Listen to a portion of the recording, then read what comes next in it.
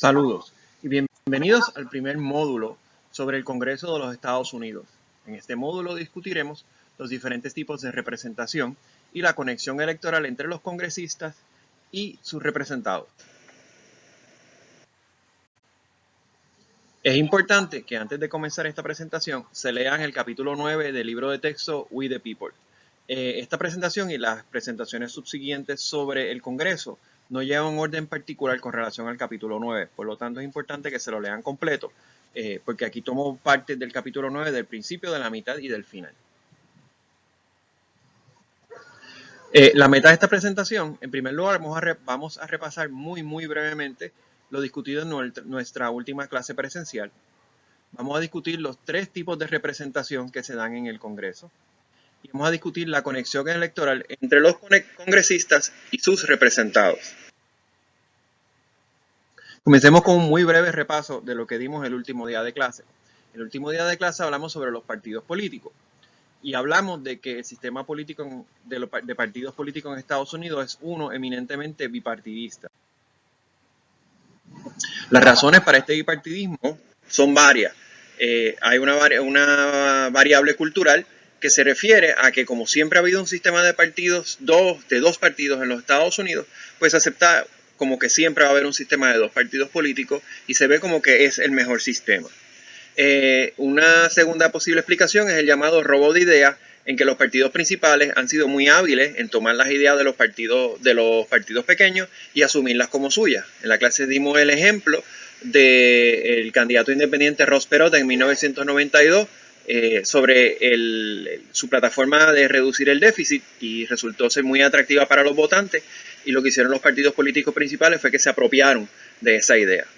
Y dijimos que en tercer lugar, y la más importante por mucho, es la explicación de las leyes electorales. Estados Unidos tiene un sistema de pluralidad y los sistemas de pluralidad generan más bien dos partidos políticos. Y la razón es una psicológica, porque los votantes a menudo se sienten que votar por terceros partidos sería votar el voto. Así que esas son las tres principales razones, pero la más principal de todas, por mucho, es el de las leyes electorales. Pasemos ahora al Congreso de los Estados Unidos. En este módulo discutiremos aspectos de la representación y la conexión electoral, y en otros 4 módulos discutiremos la estructura del Congreso y el proceso de aprobar leyes, las funciones de los partidos en el Congreso y cómo votan los congresistas, otras funciones importantes del Congreso, y entonces discutiremos algunas lecturas suplementarias en un último módulo. Vamos a empezar por el asunto de la representación. Y la manera que a mí me gusta discutir este asunto, y esto es bien importante para después poner en contexto todo lo demás del Congreso, es en tres pares de representación, que compara un tipo de representación versus otra. El primero es agency versus representación sociológica, el segundo es representación fiduciaria versus representación delegada, y el tercero es la representación local versus la representación nacional. Para cada una de estas dos dicotomías, yo voy a presentar un slide donde bien brevemente voy a explicar lo que es, y después un segundo slide donde hay un video donde yo explico en mucho más detalle cada una, porque es más fácil explicarlo verbalmente que simplemente ponerle un montón de texto. Pues, ¿qué es la dicotomía de agency versus sociológica? Y pongo agency porque ese es el término que se usa en inglés y honestamente no sé de un término completamente correcto en español. Agency se refiere a que se representan los intereses de los ciudadanos independientemente de si el representante se parece a ellos o no. La representación sociológica se refiere a que el representado se parece a sus representados. En otras palabras, que quienes mejor representan los intereses de los latinos son los latinos, quienes mejor representan los intereses de las mujeres son las mujeres, etc. A continuación, en el próximo slide, vamos a ver una explicación más a fondo de qué significa cada una. ¿De qué trata la dicotomía entre agency y sociological representation? Agency representation se refiere a que la persona que representa a sus representados, valga la redundancia, no tiene que ser como ellos. Por ejemplo, tradicionalmente en el Congreso, los representantes han sido hombres blancos, relativamente acaudalados o muy acaudalados. Y obviamente esa definición no cuadra con las características de la mayoría de la población. Para empezar, la mayoría de la población son mujeres, y la inmensa mayoría de la población en Estados Unidos no son ni relativamente acaudalados ni acaudalados. Lo importante dentro de esta definición es que la persona hace el mayor esfuerzo por representar a sus representados. Y dentro de esta visión, ese representante no tiene que ser como las personas de su distrito. Lo importante es que cumpla con representarlos bien. Y tenemos algunos ejemplos interesantes. Le voy a dar dos ejemplos. Había un representante de West Virginia, que de apellido Rockefeller. Y supongo que al oír el apellido Rockefeller saben que no venía de una familia muy pobre.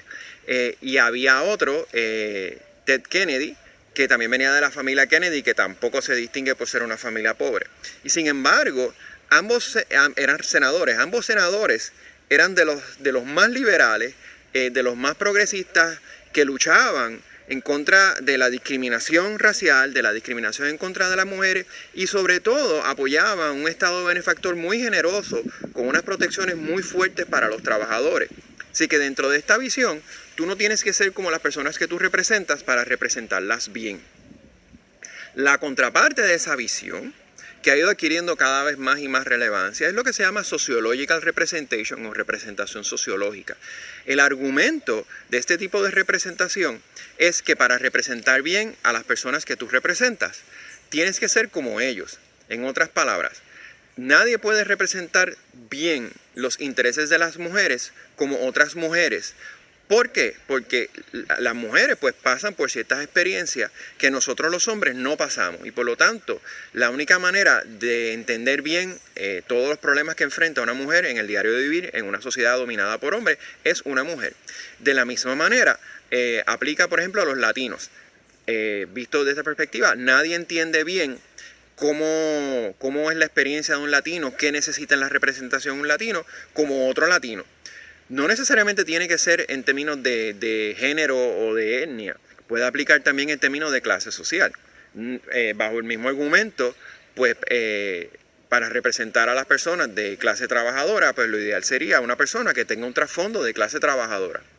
Esta visión, como les dije hace un momento, ha ido adquiriendo cada vez más relevancia y se vio en las últimas elecciones congresionales donde se argumentó que verdaderamente había que representar más la diversidad en el Congreso y se le llamó el año de la mujer en el sentido de que la cantidad de mujeres, y de hecho la cantidad de mujeres, la cantidad de latinos, la cantidad de afroamericanos, rompieron récords en términos de la cantidad de representación en el Congreso.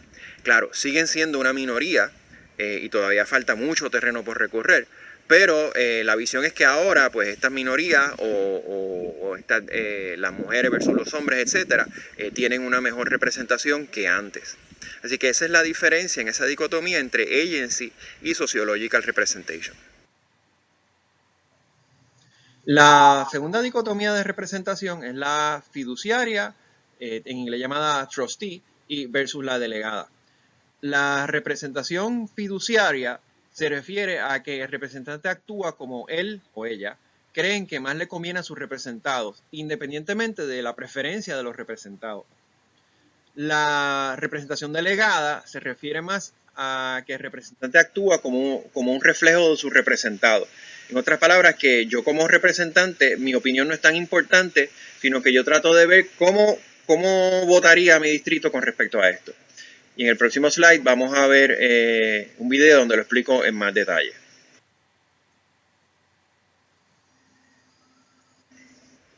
¿Qué es la dicotomía de representación entre representación fiduciaria, o trustee en inglés, y representación delegada? La representación fiduciaria quiere decir que cuando a mí me eligen al Congreso, yo represento los mejores intereses de mi distrito, independientemente de qué pueda pensar mi distrito sobre esos intereses. Por ejemplo, si yo vengo de un distrito conservador que se opone al Obamacare, pero yo creo que siendo un distrito pobre lo que más le conviene es Obamacare y una expansión del Medicare, pues entonces yo voto a favor de Obamacare y voto a favor de la expansión del Medicare. Y entonces, pues, a los 2 años, si soy representante, a los 6 si soy senador, esas personas pasarán juicio sobre cómo yo interpreté que era mejor defender sus intereses. Así que esa es la visión fiduciaria o de trustee. La gente que me elige me confiere a mí el poder, por ponerlo de cierta manera, de yo interpretar qué es lo que más le conviene, y el freno a la libertad de yo interpretar eso es que cada X tiempo, cada 2 o cada 6 años, tengo que ir a la reelección. La visión delegada, por otra parte, se refiere a que si yo voy a representar a las personas, digamos al Congreso, a la Cámara de Representantes, yo tengo que votar como votarían ellas. En otras palabras, si se va a votar sobre Obamacare, y yo creo que Obamacare es lo que más le conviene a la gente de mi distrito, pero la opinión pública en mi distrito es fundamentalmente en contra de Obamacare, entonces yo voto en contra de Obamacare, aun cuando yo creo que es lo que más le conviene a mi distrito, porque eso es lo que quiere mi distrito. Así que en ese sentido, hay una división bien marcada entre fiduciaria y delegada. Y es bien interesante desde el punto de vista de la diferencia en la visión fiduciaria y delegada, tanto por los temas que se trabajan como por el cuerpo legislativo en que uno está. Se ha encontrado que los senadores, sobre todo sus primeros 3 a 4 años, tienden a comportarse más de manera fiduciaria, porque un senador en su tercer año todavía le quedan 3 años más y pues después se puede comportar más de manera delegada cuando se acerque la elección. Los representantes no tienen esa ventaja. Los representantes, como ustedes saben, van para elección cada 2 años y por lo tanto cuando se compara el comportamiento entre los senadores y los representantes tienden a comportarse más de manera delegada. También aplica el issue. Por ejemplo, un representante de Dakota del Norte a lo mejor se siente mucho más en libertad de trabajar el tema de Puerto Rico según él cree que es correcto sin pensar en sus representados, que por ejemplo un representante de un distrito donde haya muchísimos puertorriqueños y los puertorriqueños vayan a estar muy pendientes.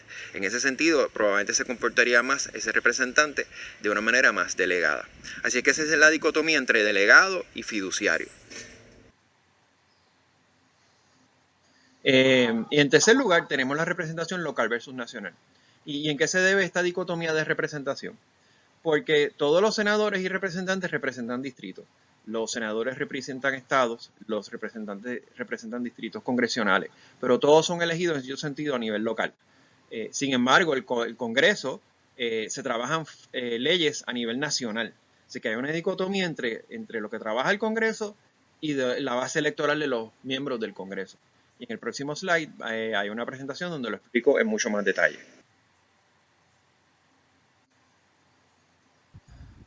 ¿Cuál es la dicotomía entre la representación nacional y la representación local en el Congreso? Pues es una dicotomía interesante, porque todos los senadores y todos los representantes son elegidos por distrito. Obviamente el distrito de los senadores es su estado y el distrito de los representantes pues es un área mucho más pequeña. En ese sentido es interesante porque el Congreso brega con asuntos nacionales, no locales necesariamente. Y entonces tú tienes una tensión entre lo que le conviene a mi distrito versus lo que le conviene al país. Y no siempre esas dos cosas están alineadas. Y les voy a dar un ejemplo que es un poquito viejo, pero funciona muy bien. Al final de la Guerra Fría, en los años 90, el Pentágono dijo, nosotros tenemos demasiadas bases militares y tenemos que empezar a cerrar bases militares. Ya no cumplen su propósito, ya no hay Guerra Fría. Y entonces pues tenemos que empezar a cerrarlas. ¿Qué sucede? Las bases militares, en términos generales, son una bonanza económica para los distritos, porque hay un montón de soldados que gastan dinero en el distrito en diferentes actividades, van al cine, van a comer, compran, muchos viven en el mismo pueblo. Y por lo tanto, como regla general, a los distritos les gusta tener bases militares porque generan una gran cantidad de actividad económica, y a veces actividad económica bien paga. ¿Qué sucede? Se dio la dicotomía bien interesante de representantes que habían sido tradicionalmente antibélicos, por ponerlo de una manera, que habían apoyado reducciones significativas al gasto del Pentágono, al gasto militar. Sin embargo, cuando llegó la hora de cerrar las bases, cuando las bases estaban en su distrito, esos eran los primeros en fila para oponerse al cierre de la base. Y se fijan, pues hay una dicotomía que está encontrado lo que conviene a nivel del país con lo que conviene a nivel local.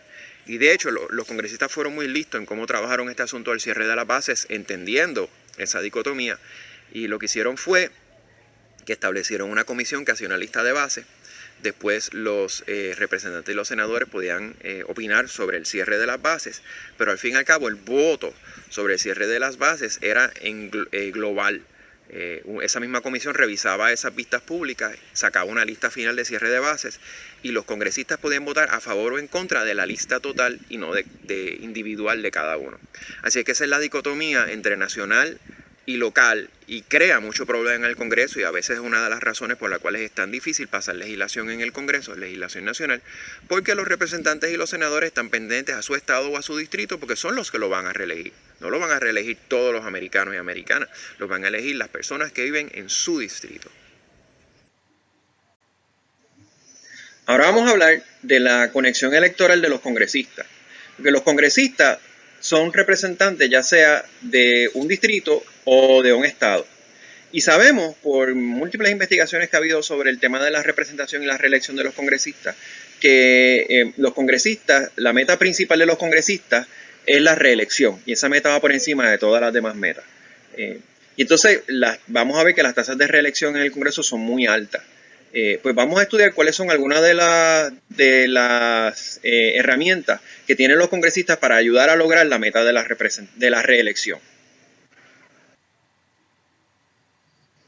Okay, aquí nos vamos a enfocar en 3 herramientas principales que tienen los congresistas para lograr su reelección. Estas son servicio a sus representados, o lo que se llama en inglés constituency service, la ventaja de la incumbencia y las asignaciones legislativas o earmarks, que el libro de texto también lo describe como pork barrel o patronazgo. Vamos a enfocarnos en los servicios a los representados. Los autores del libro de texto nos dicen que los congresistas invierten una gran cantidad de tiempo en proveer servicio a sus representados. De hecho, a menudo la mayor parte del enfoque del congresista y sobre todo de su staff es a proveer servicios a los representados. Y estos servicios pueden tener unas diferentes formas. 3 ejemplos pueden ser intervenir con la burocracia, proveer servicios de emergencia y pasar un private bill.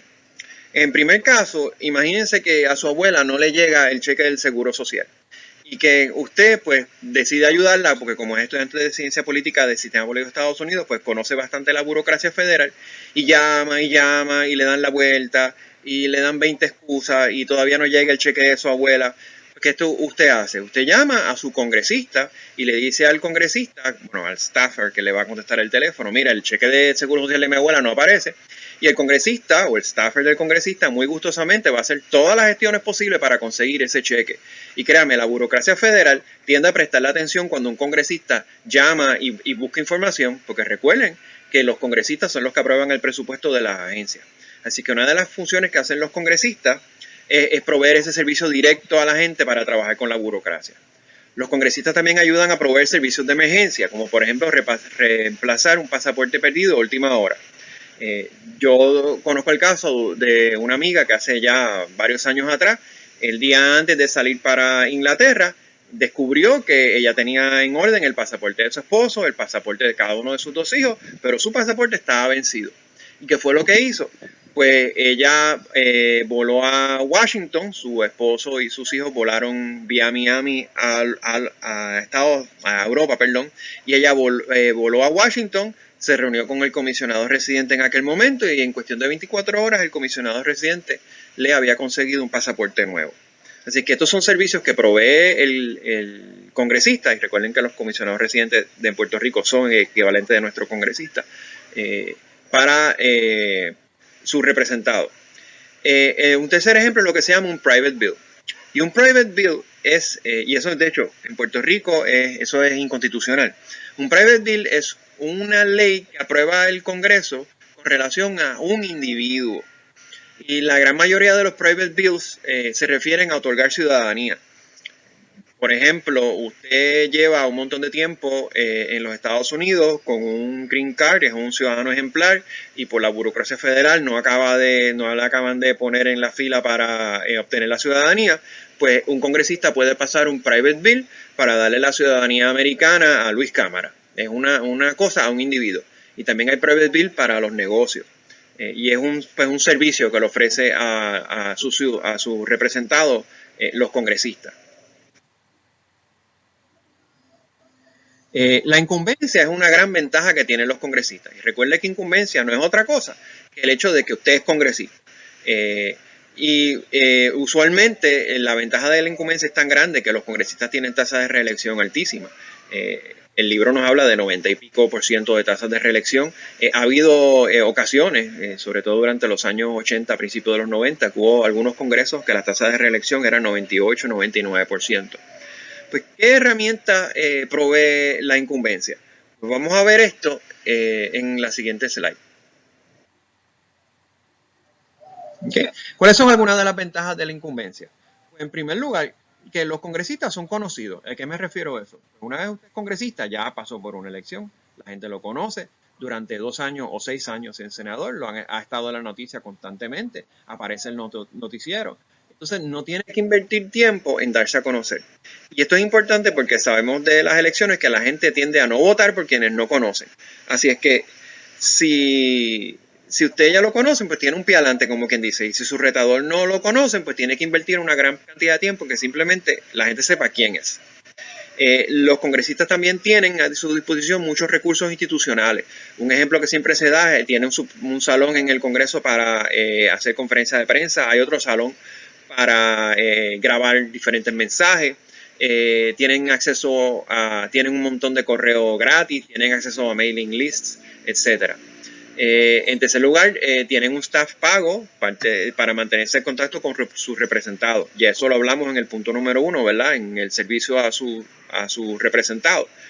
Y obviamente, pues ese servicio que se da a sus representados, pues obviamente no solamente es un intento del congresista de ayudar a la gente de su distrito, sino que pues obviamente le va a redundar en un beneficio electoral. Imagínense usted cuando logra al fin y al cabo el congresista conseguirle el cheque de su abuela, pues va a estar muy agradecido y su abuela va a estar muy agradecida y le van a hablar a la gente de cómo el congresista Cámara les consiguió el cheque del Seguro Social. Así es que pues que eso es una ventaja. Y de hecho me recuerdo de una anécdota que me hacía el profesor que me dio esta clase en escuela graduada, de un congresista que había que estaba conectado con todas las funerarias de su distrito y cada vez que moría una persona en su distrito, él le escribía una tarjeta de pésame. Y todo el mundo sabía quién era el congresista porque todo el mundo había recibido alguna tarjeta de pésame de un familiar. ¿Okay? Además, otra ventaja de los congresistas es que se les hace mucho más fácil levantar dinero. Y cuando los congresistas tienen un tesoro guardado ahí de una cantidad de dinero, pues espantan a la oposición. Así que, de hecho, los congresistas pueden lograr ser muy efectivos levantando dinero, aunque la gran mayoría dice, con mucha razón, que es odioso levantar dinero. Pero son muy efectivos en eso.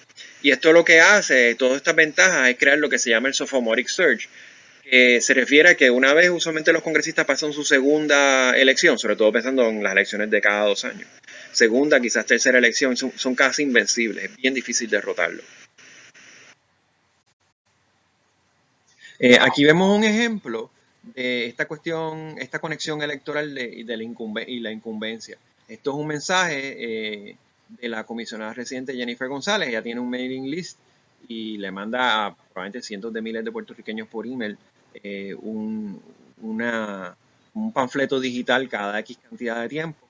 En este caso es un screenshot de parte de uno de esos emails y es proveyendo ayuda para que los familiares que tienen puertorriqueños fuera de Puerto Rico, incluso fuera de Estados Unidos, en el extranjero, pues puedan, qué pasos tienen que seguir para tratar de traerlos otra vez de vuelta a Puerto Rico. Así que esto es un ejemplo de la incumbencia de darse a conocer, de la incumbencia de estar conectado con sus representados y además de servicio a la comunidad, porque es la comisionada residente proveyendo información para proveer un servicio.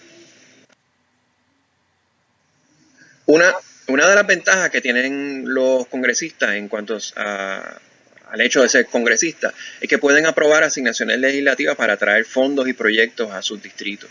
Y lo vemos aquí en Puerto Rico cuando los comisionados residentes, independientemente de quién sea, se pasan señalando todos los fondos que han logrado traer a la isla. Y eso lo hacen no solamente comisionados residentes en Puerto Rico, sino que lo hacen los otros congresistas en sus respectivos distritos. Y puede ser un proyecto como por ejemplo fue el tren urbano, que fue financiado principalmente con fondos federales. Los congresistas tratan de lograr que se establezcan oficinas federales en los distritos, porque las oficinas federales pues obviamente proveen empleos federales a las personas que allí trabajan, y los empleos federales tienden a ser bien pagados. Y utilizando una técnica que se llama earmarks, pues logran asignaciones específicas para financiar ciertos proyectos. Ya explicaremos la mecánica de cómo se hace eso en el próximo módulo, pero por ejemplo estamos hablando de proyectos para techar una cancha en un barrio, para establecer una piscina en un centro comunal, para pavimentar una carretera, etcétera. Y hay congresistas que son muy hábiles logrando esos earmarks y logran asignaciones millonarias. Usualmente son proyectos relativamente pequeños o medianos, pero pueden ser muchos, y eso pues suma la cantidad de dinero y los empleos creados. Así que los congresistas pues tratan de conseguir earmarks para su distrito, y aunque ha habido intentos de reducir la cantidad de earmarks, pues porque aumentan el déficit federal, lo cierto es que ha sido muy difícil porque a todos los congresistas les gusta llevar, como decimos aquí en Puerto Rico, les gusta llevar el bacalao a su distrito.